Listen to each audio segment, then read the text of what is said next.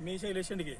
पहिल्या व्हिडिओमध्ये आपण पाहिलं की श्रीपूर शिवाजी महाराज चौक, छत्रपती शिवाजी महाराज चौक ते स्मशानभूमी असं या रोडचं काम होतं. आणि त्या रोडचं आपण तिथून पहिल्या व्हिडिओमध्ये आपण सुरुवात केली होती की शिवाजी महाराजांच्या चौकांपासून काम चालू झालेलं आहे आणि स्मशानभूमीच्या एक 150 मीटर अंतरावरती ते काम येऊन थांबलेलं आहे.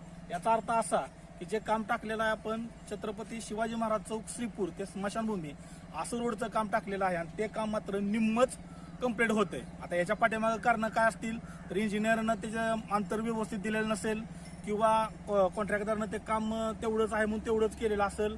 अशा प्रकारे अडचणी अनेक असतील.